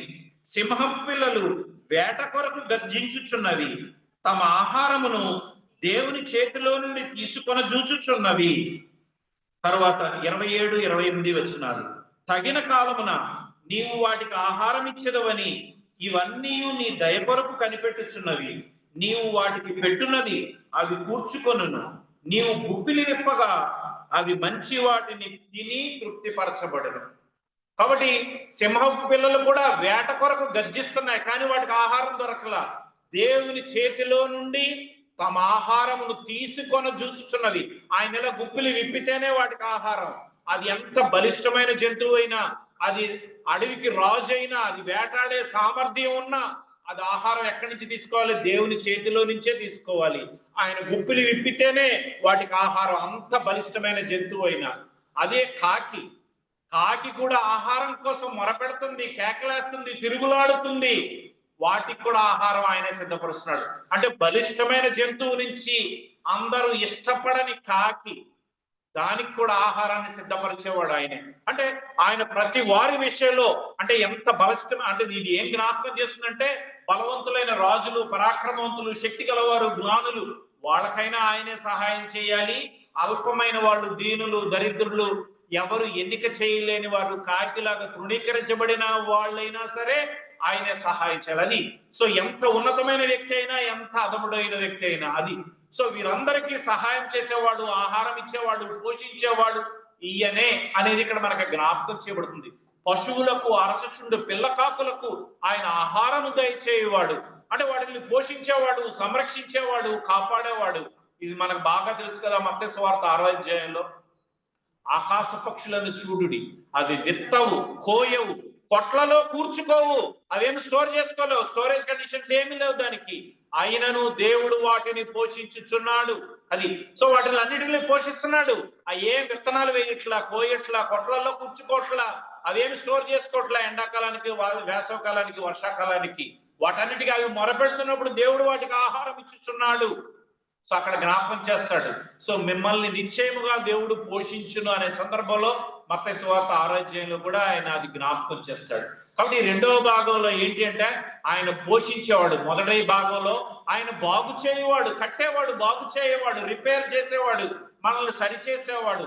రెండవ సంగతి పోషించేవాడు, ఆయనే పోషించేవాడు. ఎంత బలిష్ఠులైనా, ఎంత జ్ఞానము, ఎంత ఐశ్వర్యము, ఎంత పలుకుబడి, ఎంత ఉన్నత స్థితిలో ఉన్న వారినైనా, ఎంత అల్పమైన వారినైనా, తృణీకరించబడిన వారినైనా ఆయనకు మొరపెట్టినప్పుడు ఆయనే పోషిస్తాడు, ఆయనే సంరక్షిస్తాడు, ఆయనే కాపాడుతాడు. వాళ్ళని ఫీడ్ చేసేవాడు ఆయనే అనేది మనకి ఇక్కడ జ్ఞాపకం చేయబడుతుంది. సో అంటే ఆయన ఇంత కేర్ కలిగి ఉన్నాడు. ఆయన ఎలాంటి వాడు అంటే అధిక శక్తి సంపన్నుడు. మన ప్రభువు గొప్పవాడు. ఆయన జ్ఞానానికి మితి లేదు. ఆయన అంత ఉన్నతమైన వాడు. నక్షత్రాల సంఖ్యను నియమించిన వాడు, వాటన్నిటికీ పేర్లు పెట్టిన వాడు. అంత ఉన్నతమైన మహామహుని, అంత ఆ స్థితిలో ఉన్న దేవుడు కాకి పిల్లను లక్ష్యం చేస్తున్నాడు. దానికి ఒక భక్తుడు ఏమంటాడంటే, అంత ఉన్నత స్థితిలో ఉన్న దేవుడు ఆ ఖండాలు దాటి దేశాలు, ప్రపంచ దేశాలు, అంత ఈ భూమండలం, ఇంత అల్పమైన కాకి పిల్ల అంటే ఆయన ఎంత కేర్ ఉంది. అంత ఉన్నతమైన స్థితిలో నుంచి స్పెసిఫిక్ గా ఇంత సామాన్యమైన విషయాన్ని ఎలాగా ఆయన లక్ష్యం చేస్తున్నాడు. అందుకే పేతురు రాస్తాడు, ఆయన మిమ్మును గూర్చి చింతించుచున్నాడు కనుక మీ చింత యావత్తు ఆయన మీద వేడు. ప్రతి వారి విషయంలో ఆయన కలిగి ఉన్న చింత, శ్రద్ధ, కన్సర్న్, పట్టింపు, సో అంతగా ఆయన కలిగి ఉన్నాడు అనే సంగతి మనకు అక్కడ జ్ఞాపకం చేయబడుతుంది. సరే, ఇప్పుడు మళ్ళీ మన భాగంలోకి వస్తే చూడండి, 10-11 వచనాల్లో, గుర్రముల బలమునందు ఆయన సంతోషింపడు, నరుల కాలుషత్తువయందు ఆయన ఆనందించాడు. సో గుర్రాలు వాటి బలం, నరులు వాళ్ళ కాలుషత్వం. అంటే సో మనుషులు వాళ్ళ స్వబలం, వాళ్ళ సొంత శక్తి అది. సో వాటిని బట్టి ఆయన సంతోషించాడు. అది మన మీద మన ఆధారపడే స్థితి అది. దాన్ని బట్టి ఆయన సంతోషించేవాడు కాడు. ఆయన కృప కొరకు ఎవరిని బట్టి ఆయన సంతోషిస్తాడు? అందుకే 11వ వచనంలో చెప్తున్నాడు, తన యందు భయభక్తులు కలవారి యందు, తన కృప కొరకు కనిపెట్టు వారి యందు యెహోవా ఆనందించేవాడు. ఆయన వారి విషయంలో ఆనందించేవాడు. మన శక్తి, మన బలము, మన యొక్క బలగము. ఇదివరకు మా దైవసేవకులు చెప్పేవారు, నేను నా బలం, నా బలగం, అది అంటే నా కెపాసిటీ, నా వెనక ఉన్న వాళ్ళు, సో వీటి మీద ఆధారపడేవాళ్ళు. సో దానిని బట్టి వాళ్ళు ఏమి చేయలేరు. మనం అనేక సందర్భాలు కూడా జ్ఞాపకం చేసుకుంటాం. మన స్వ జ్ఞానం మీద, సొంత తెలివితేటలు, జ్ఞానము, వాటి ద్వారా వాటి మీద ఆధారపడిన వాళ్ళు దేవుని సన్నిధిలోనికి రాలేరు, దేవుని సంగతులు గ్రహించలేరు, ఆయన వాక్యానికి విధేయత చూపించలేరు, అలాగే పరలోక సంబంధమైనవి కూడా అనుభవించలేరు, దేవుని సంగతులు ఏమి అనుభవించలేరు. నేను జ్ఞానిని అని ఆ జ్ఞానం మీద, ఆ తెలివితేటల మీద, మన సొంత తెలివితేటల మీద ఆధారపడితే చదువుకోక ముందు కాకరకాయ అన్నవాడు చదువుకున్నాక కీకరకాయ అన్నట్లే ఉంటది అది. సో జ్ఞానం పెరిగే కొద్దీ, తెలివితేటలు పెరిగే కొద్దీ, మన జ్ఞానం పెరిగిపోయాక ఇంకా దేవుడు ఎక్కడున్నాడు? దేవుడే లేడు.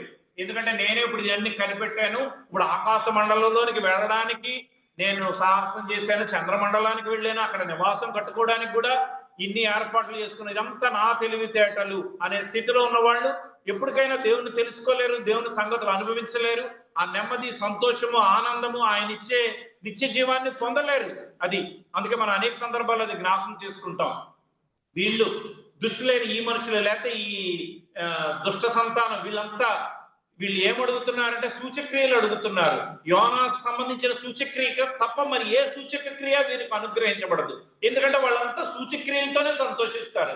ప్రభా మరి ఇప్పుడు ఏ సూచక్రియ చేస్తావు, ఇప్పుడే సూచక్రియ చేస్తా అంటే అలాంటి అద్భుతాలు, మిరకిల్స్, అద్భుతాలు ప్రతిరోజు ఒక అద్భుతం జరుగుతూ ఉంటే అబ్బా భలే భలే సంతోషం. ఈ రోజు మన్నా కురిసింది, సంతోషం. రేపు పూరేళ్లు కురిసిని, సంతోషం. ఈరోజు చేదు నీళ్లు మారి మంచి నీళ్ళైనా ఇంకా సంతోషం. ఈరోజు మరి ద్రాక్షారసం అయిపోయింది, దేవుడు ద్రాక్షారసం ఇచ్చాడు, సంతోషం. ఈరోజు మనకు మంచిగా ఫుడ్ వచ్చింది, సంతోషం. అది సో అందుకని రోజు ఏదో ఒకటి అలా జరుగుతూ ఉండాలి, ఏదో ఒకటి అలా వస్తూ ఉండాలి. అవన్నీ ఆగిపోతే ఈ సంతోషం అంతా ఆవిరైపోద్ది. సో పరిస్థితులకు మారే సంతోషంగా ఉంటే అది కాదు. అది దానిని బట్టి మన స్వజ్ఞానం మీద, మన సొంత తెలివితేటలు, జ్ఞానము, మన దాని మీద ఆధారపడ్డాము అనేది అక్కడ జ్ఞాపకం చేయబడుతుంది. అందుకే ఇక్కడ జ్ఞాపకం చేస్తున్నాడు ఆయన, గుర్రాల కాలిసత్తువయందు, గుర్రముల బలమునందు, నరుల కాలిసత్తువయందు ఆయన సంతోషించాడు. అది ఆయన దేని మీద సంతోషిస్తాడు? తన యందు భయభక్తులు గలవారి యందు, తన కృప కొరకు కనిపెట్టుకుని వారి యందు మాత్రమే ఆయన సంతోషిస్తాడు. త్వరగా ముగిస్తాను. ఇప్పుడు 3వ భాగం 12వ వచనం నుంచి 20వ వచనం వరకు. యెరూషలేమా యెహోవాను కొనియాడుము, సియోను నీ దేవుని కొనియాడుము. కాబట్టి దేవుని కొనియాడాలి. ఇప్పుడు 3వ భాగంలో కూడా మొదటి వచనం దేవుని కొనియాడాలి, కీర్తించాలి అనేది జ్ఞాపకం చేయబడుతుంది. దేనికి అని అంటే ఇక్కడ రాస్తున్నాడు చూడండి, ఆయన నీ గుమ్మముల గడియలు బలపరిచి ఉన్నాడు, నీ మధ్యను నీ పిల్లలను ఆశీర్వదించి ఉన్నాడు, నీ సరిహద్దులలో సమాధానము కలుగజేయవాడు ఆయనే, మంచి గోధుమలతో నిన్ను తృప్తిపరచువాడు ఆయనే. అంటే ఆయన ఎంత ప్రతి దాని విషయంలో కేర్ తీసుకుంటున్నాడు అనేది ఈ అధ్యాయంలో చాలా బాగా జ్ఞాపకం చేస్తున్నాడు. ఆయన నీ గుమ్మముల గడియలు బలపరిచి ఉన్నాడు. అంటే గుమ్మముల గడియలు బలపరచడం అంటే ఏంటంటే సామెత చెప్తారు కదా, తలుపు వేసి తివి గొళ్ళెము మరిచి తిని, అలాగంటారు కదా. అలాగ గుమ్మముల గడియలు బలపరచడం అంటే వాటి గడియ దాన్ని బలపరిస్తే అది సేఫ్టీ అండ్ సెక్యూరిటీ, అది మనకు సూచిస్తుంది కదా. అంటే మనం తలుపు వేసాం కానీ గొళ్ళెం పెట్టడం, గడియ వేయడం మర్చిపోయామని అంటారు. అంటే తలుపు వేసినా వేయకపోయినా ఒకటే అనే మీనింగ్ అక్కడ వస్తుంది. ఈయన ఏం చేస్తున్నారు? గుమ్మముల గడియలను బలపరుస్తున్నాడు. అంటే safety, protection, safety and security. So ఆయన ఎంత సేఫ్టీ వాళ్ళకి చూస్తున్నాడు అది. అంటే ఈ అధ్యాయం అంతట్లో ఆయన కేర్, అంటే ప్రతి దాని విషయంలో స్పెసిఫిక్ గా, చాలా స్పెసిఫిక్ గా ఆయన ఎలాగా ఆయన కార్యాలు జరిగిస్తున్నాడు, వాళ్ళ గుమ్మాల గడియలను కూడా బలపరుస్తున్నాడు. అంటే వాళ్ళ సేఫ్టీ, అంటే వాళ్ళకి కావాల్సిన భద్రత అంతా ఆయన ఇస్తున్నాడు అనేది ఇక్కడ మనకి జ్ఞాపకం చేయబడుతుంది. అది అంటే వారి విషయంలో కలిగి ఉన్న శ్రద్ధ. తర్వాత సంగతి, నీ మధ్య నీ పిల్లలను ఆశీర్వదించినాడు. అది పిల్లల్ని ఆశీర్వదించడంలో చూపించే శ్రద్ధ. మూడోది, నీ సరిహద్దులలో సమాధానం, అది పీస్, అది ఇంట్లో. కాబట్టి 3 రకాలైన సమాధానం బైబిల్లో జ్ఞాపకం చేయబడుతుంది. ఇప్పుడు అన్ని మనం వచ్చిన భాగాల్లోకి వెళ్ళట్లా. మొట్టమొదటి వ్యక్తిగతంగా దేవుడు మనల్ని తండ్రితో సమాధాన పరిచాడు. తర్వాత కుటుంబంలో సమాధాన పరిస్థితులు. అది అంటే ఏం జ్ఞాపకం చేస్తుంది అంటే, మనకు సమాధానం లేదనుకోండి, మనం దేవునితో సరిచేసుకోలేని అనుభవం ఉంటే కుటుంబంలో కూడా పీస్ ఉండదు. అది ఒక వ్యక్తి చాలా డిజోబీడియంట్ గా, లేకపోతే చాలా డిఫరెంట్ గా బయట యాక్ట్ చేస్తున్నాడు, బయట ఆయన బిహేవియర్ అంతా చాలా వ్యతిరేకంగా, రూడ్ గా, చాలా క్రూయల్ గా ఇలా ఉంటున్నాడు అని అంటే ఏంటి అంటే, తన ఆత్మీయంగా తన స్థితి అది పాడైన స్థితి. అంటే దేవునితో సమాధాన పరచబడలేని స్థితి, అంటే పాప క్షమాపణ అనుభవం లేని స్థితి, దేవునితో సరి చేసుకోలేని వ్యక్తి. అది దేవునితో ఎప్పుడైతే సరి చేసుకున్నాడో మనుషులతో కూడా ఆటోమేటిక్ గా సెట్ అవుతాడు. అది సో ఆయనకి మనశ్శాంతి లేదు కాబట్టి ఇంట్లో మనశ్శాంతి ఉంచాడు, బయట మనశ్శాంతి ఉంచాడు. అది సో ఆ కండిషన్ చాలా మందికి తెలియదు. బయట వ్యతిరేకంగా పనిచేసే వాళ్ళు, ఇష్టం వచ్చినట్టు బిహేవ్ చేసే వాళ్ళు అందరూ ఏంటంటే, వాళ్ళు పర్సనల్ గా దేవునితో సరి చేయబడిన వ్యక్తులు కాదు, పాపక్షమాపణ అనుభవం పొందిన వ్యక్తులు కాదు, దేవునితో వారి జీవితాలు సరి చేసుకోలేదు, సరి చేయబడిన పరిస్థితి వారికి లేదు, కాబట్టి వాళ్ళు బయట అలా బిహేవ్ చేస్తున్నారు. కాబట్టి ఇక్కడ సమాధానం, సరిహద్దుల్లో సమాధానం. సరిహద్దులో సమాధానం కావాలంటే ముందు వ్యక్తిగతంగా వీళ్ళు సమాధాన పరచబడాలి, దేవునితో వీళ్ళు సమాధాన పరచబడాలి, తర్వాత కుటుంబంలో సమాధానం కలిగి ఉండాలి, తర్వాత బయట సంఘంలో సరిహద్దులలో సమాధానం. అది సో అలాగంటే ఈ ఎక్స్టెన్షన్ పీస్ ఇది అంతా మళ్ళా ఒక భాగం. సో మనం అందులోకి వెళ్ళిపోతే మళ్ళీ ఇంకా మన టైం చాలా అయిపోతుంది. అంటే మన సమాధానకరమైన పరిస్థితి ఈ 3 విధాలుగా మనం దేవునితో సమాధానాన్ని అనుభవించాలి. అందుకే మనం యోహాను సువార్తలో చూస్తాం, నా శాంతిని నా సమాధానాన్ని మీకు అనుగ్రహించి వెళ్ళుచున్నాను, లోకమిచ్చినట్లుగా కాదు, నా శాంతిని మీకు అనుగ్రహిస్తున్నాను. అది దేవుడు స్పెసిఫిక్ గా అంటాడు, my peace I give unto you. అది నేను నా శాంతి నా సమాధానాన్ని మీకు ఇస్తున్నా. అది ఎలాంటిది? లోకమిచ్చే పీస్, లోకమిచ్చే సంతోషము సమాధానం కాదు. లోకమిచ్చేది ఏంటంటే ఆ పరిస్థితులకి సరిపోయే శాంతి సమాధానం. అది చాలా మంది అంటారు పీస్ మీటింగ్స్, అది సమాధానం సంతోషం. అదంతా ఏంటంటే ఆ టైం బీయింగ్, ఆ గంట, 2 గంటల, 3 గంటల, 5 గంటలు, ఆ 10 గంటలు, ఆ అవర్స్ అయిపోయిన తర్వాత హృదయం అంతా వెలితి, వ్యాక్యూమ్, నిరాశ, నిస్పృహ, అంతా ఇంకేదో కోల్పోయినట్టు. ఈ సంతోషము సమాధానం ఎల్లప్పుడూ ఉండేది కాదు అనేది వాళ్ళు తర్వాత గ్రహిస్తారు. కానీ ఆ సంతోషం పొందడానికి మరలా ప్రయత్నాలు చేస్తా విఫలమవుతూనే ఉంటారు. అందుకని ఆయన అన్నారు, నా శాంతినే మీకు అనుగ్రహిస్తున్నాను, నా సమాధానాన్ని మీకు అనుగ్రహిస్తున్నాను, లోకమిచ్చినట్టుగా కాదు. అది దేవుడిచ్చే శాంతి, సంతోషము, సమాధానం అది పరిస్థితులకు మారని సంతోషము. అందుకే ఒక భక్తుడు ఒక పాట రాశాడు, అనేక సందర్భాల్లో జ్ఞాపకం చేశాను మీకు. నాకున్న ఈ సంతోషము యేసు ప్రభు ఇచ్చాను, లోకము ఇచ్చుట తీసివేయుట సాధ్యము కాదు. అది ఈ సంతోషం నా హృదయంలో ఇచ్చిన ఈ సంతోషం, నా హృదయంలో ఉన్న ఈ సంతోష సమాధానాలు యేసు ప్రభు ఇచ్చినవి. ఈ లోకం ఇవ్వడం చేత కాదు, నా సంతోషాన్ని తీసివేయడం కూడా లోకానికి సాధ్యం కాదు. అది అంటే పరిస్థితులకు మారని సంతోషం సమాధానాలు దేవుడు అనుగ్రహిస్తున్నాడు. ఎలాగా? ఆయన సన్నిధిలో మనము పాప క్షమాపణ అనుభవం పొందినప్పుడు, ఆయన శిలువ దగ్గరకు వచ్చి మన పాపాలను ఒప్పుకొని మన పాపాలను విడిచిపెట్టే పరిస్థితి, ఆయన రక్తము ద్వారా శుద్ధి చేయబడిన పరిస్థితిని అనుభవించినప్పుడు ఈ శాంతి సంతోషం ఆ హృదయంలోనికి పోయబడతాయి. అందుకే మా తప్పిపోయిన కుమారుడు సందర్భంలో ఆ అధ్యాయంలో లూకా సువార్తలో అక్కడ దేవుడు జ్ఞాపకం చేస్తాడు, పరలోకమందు దేవుని దూతల ఎదుట గొప్ప సంతోషము కలుగును. ఒక పాపి దేవుని విషయమై ఒప్పుకున్నప్పుడు, తిరిగి వచ్చినప్పుడు, సరిచేయబడినప్పుడు, మరలా కట్టబడి బాగు చేయబడే పరిస్థితులకు వచ్చినప్పుడు పరలోకంలో గొప్ప సంతోషము. ఆ సంతోషము ఈ పాపి హృదయంలో పోయబడుతుంది. అప్పుడు ఎలాగవుతుంది?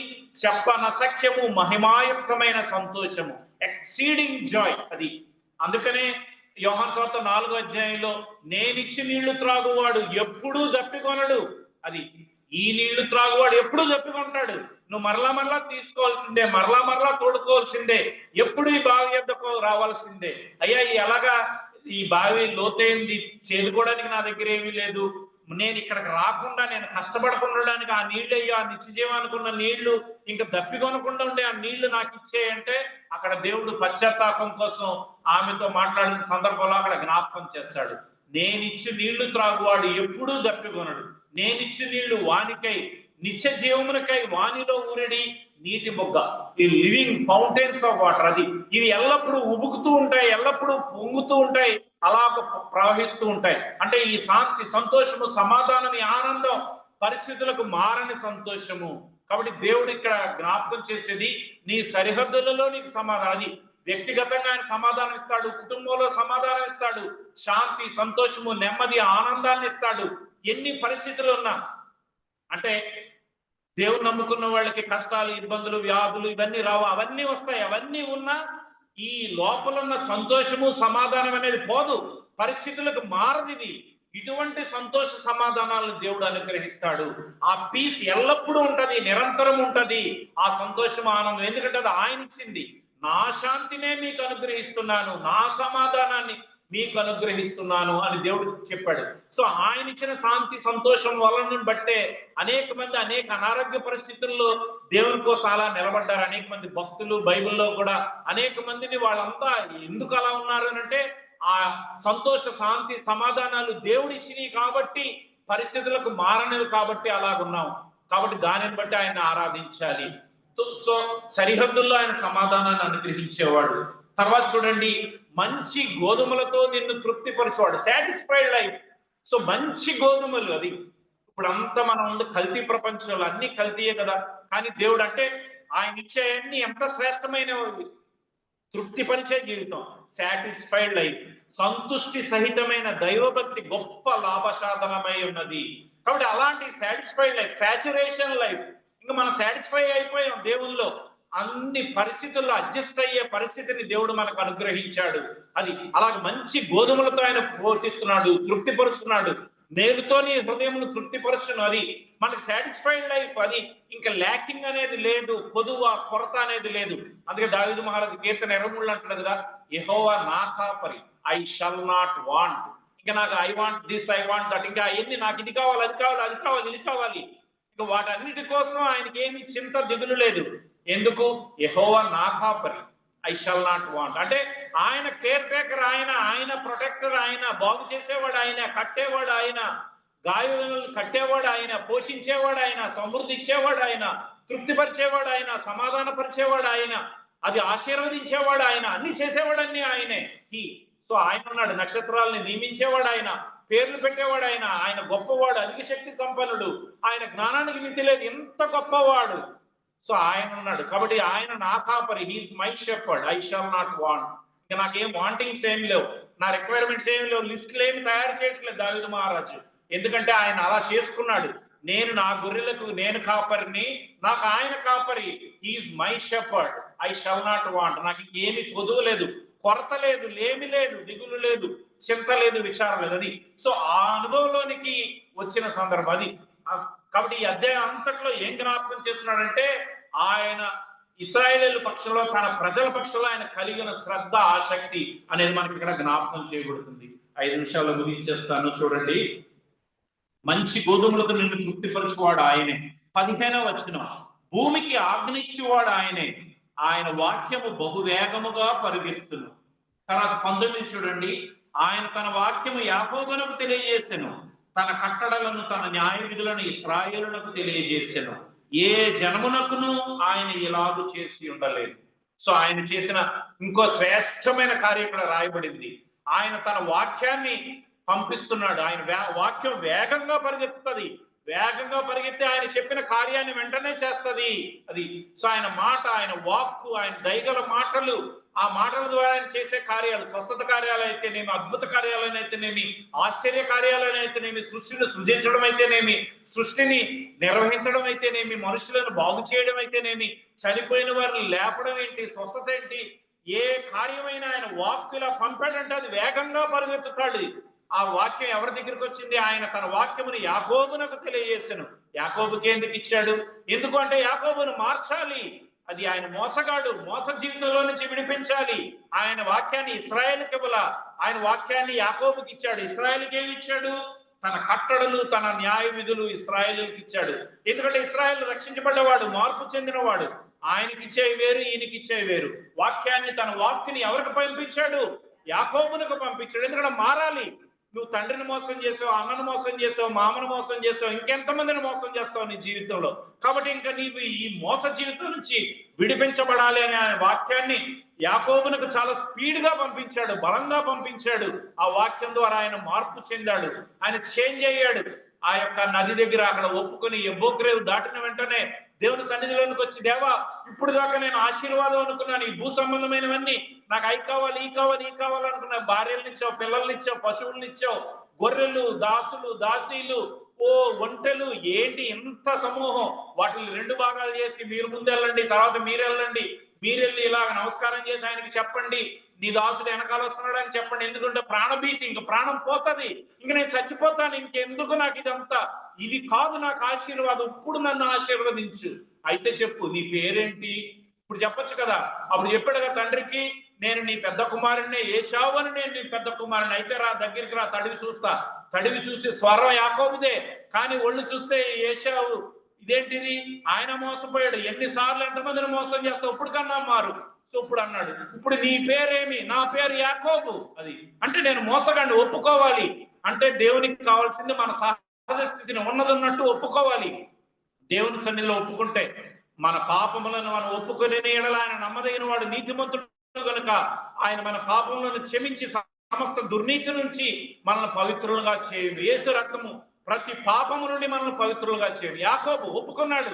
ఒప్పుకోగానే ఆయన జీవితం మార్చబడి ఇప్పుడు నువ్వు మనుషులతో దేవునితో పోరాడి గెలిచేవాడు. ఇక మీదట నీ పేరు ఇశ్రాయేలే గాని యాకోబు కాదు. ఇప్పుడు నువ్వు దేవునితో పోరాడేవాడు. ఇశ్రాయేలు దేవుని కుమారుడు.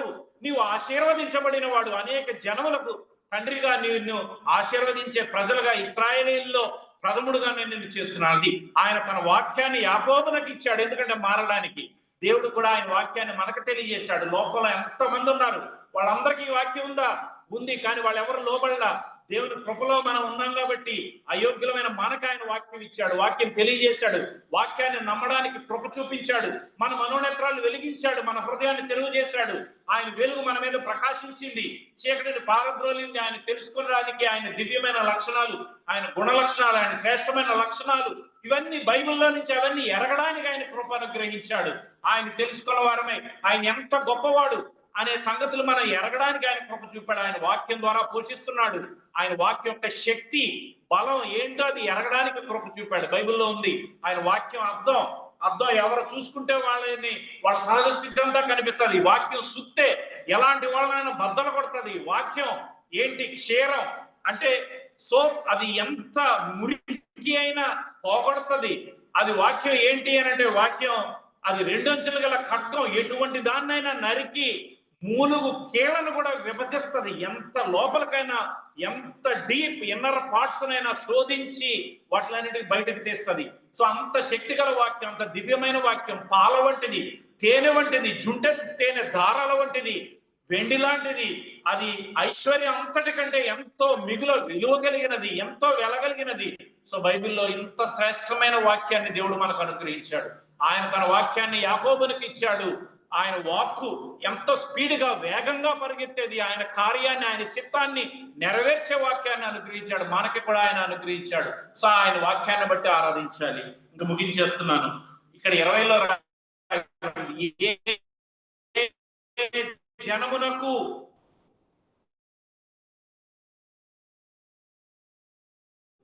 ఆయన ఇలాగు అనేది మనకి ఇక్కడ జ్ఞాపకం చేయబడుతుంది. సో ఈ అధ్యాయంలో ఇప్పుడు 3 భాగాలు. 1 నుంచి 6లో ఆయన బాగు చేసేవాడు, కట్టేవాడు, వాళ్ళందరినీ రిపేర్ చేసి సెట్ చేసేవాడు ఆయనే. 2వ భాగంలో ఆయన పోషించేవాడు, అరిచే పిల్ల కాకులు, సింహం నుంచి పిల్ల కాకుల వరకు ఆహారం ఇచ్చేవాడు, పోషించేవాడు. 3వ భాగంలో సేఫ్టీ అండ్ సెక్యూరిటీ, భద్రపరిచేవాడు, కాపాడేవాడు, నడిపించేవాడు, పోషించేవాడు. సో ఈ అధ్యాయంలో అందుకనే ఇక్కడ రాయబడింది, యెహోవాను స్తుతించుడి, మన దేవుని స్తోత్రగానము చేయటం మంచిది, అది మనోహరము, స్తోత్రము చేయటం ఒప్పిదము. చివరి మాట యెహోవాను స్తుతించుడి 20వ వచనంలో. కాబట్టి ఆయన చేసిన ఈ అద్భుత కార్యాలన్నీ జ్ఞాపకం చేసుకుని ఆయన స్తుతించాలి. ఆయన మన జీవితంలో కూడా ఆత్మ సంబంధంగా ఎన్ని కార్యాలు చేశాడు, ఆత్మ సంబంధమైన ప్రతి ఆశీర్వాదాన్ని మనకు అనుగ్రహించాడు. తన కుమారుని, తన సొంత కుమారుని మన కోసం అనుగ్రహించాడు. కలువరి శిలువలో ఆయన బలిగా అర్పించాడు. ఆయన కార్చిన రక్తంలో మన ప్రతి పాపమును కడిగి శుద్ధీకరించాడు. సో తన సొంత కుమారుని అనుగ్రహించడానికి వెనుతీయని వాడు. ఆయనతో పాటు సమస్తాన్ని మనకు ఎందుకు అనుగ్రహించాడు? Question mark. అనుగ్రహిస్తాడు, అనుగ్రహించడం మనం చెప్పాలి. మన విశ్వాస పరిమాణాన్ని బట్టి ఎస్ అనుగ్రహిస్తాడు అని మనం చెప్పేదాన్ని బట్టి దాన్ని ఆయన అనుగ్రహిస్తాడు. మనకి ఎంత కావాలో మనల్ని తృప్తి పరిచేంతగా ప్రతి వారికి అనుగ్రహించడానికి శక్తిమంతుడు, సామర్థ్యం కలిగిన వాడు, గొప్పవాడు, అధిక శక్తి గలవాడు, అధిక జ్ఞానము కలిగిన వాడు. సో ఈ సంగతులన్నిటినీ జ్ఞాపకం చేసుకున్న వారమై మనం ఆయన ఆత్మతో, సత్యముతో, యథార్థంగా ఆరాధించడానికి ప్రభు సహాయం చేయనుగాక. ఒక్క పాటలోని